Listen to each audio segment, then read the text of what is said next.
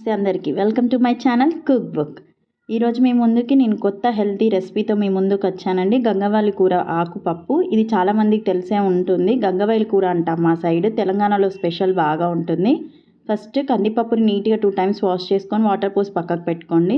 ఇక్కడ చూపిస్తున్న విధంగా గంగవాయిల కూర ఆకుని కూడా చిన్న చిన్న కట్ చేసి వాటర్తో నీట్గా వాష్ చేసుకొని పక్కకు పెట్టుకోండి. ఫస్ట్ మనం వాష్ చేసుకున్నాం కదండి కందిపప్పుని, అందులో వాటర్ పోసి పక్కకు పెట్టుకున్నాక అందులో ఈ గంగవాయిల కూర ఆకుపప్పుని వేసేయండి. తర్వాత మీ కారానికి సరిపడా పచ్చిమిర్చి యాడ్ చేసుకోండి.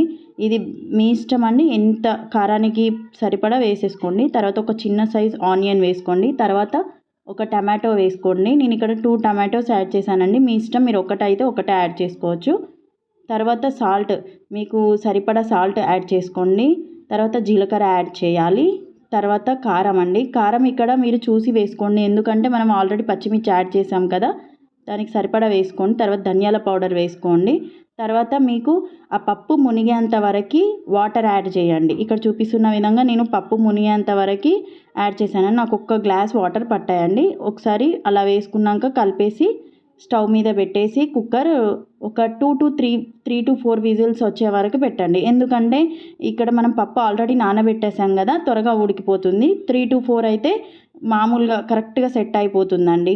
ఇక్కడ చూపిస్తున్న విధంగా పప్పు ఇలా 3 విజిల్స్ వచ్చాక ఇలా ఉంటుందండి. ఇలా ఉతికాక మనం గరిటెతో ఒకసారి మెదిపినట్టు అంతా ఒకసారి పప్పుని కలపాలండి. కలిపిన తర్వాత ఇప్పుడు పోపు పెట్టుకోవాలి. ఫస్ట్ ఏం లేదండి, ఒక కడాయి పెట్టుకొని ఆయిల్ యాడ్ చేసుకొని తర్వాత పోపు దినుసులు, ఆవాలు, జీలకర్ర, శనగపప్పు, మినపప్పు వేసానండి నేను.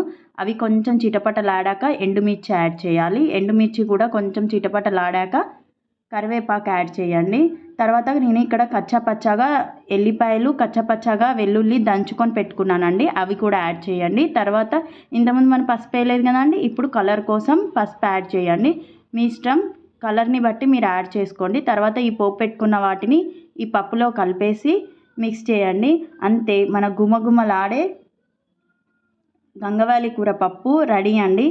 చూడండి ఎంత బాగుందో. ఇది చాలా హెల్దీ అండి. ఇది అన్నంలోకి కానీ చపాతీలోకి కానీ చాలా బాగుంటుందండి.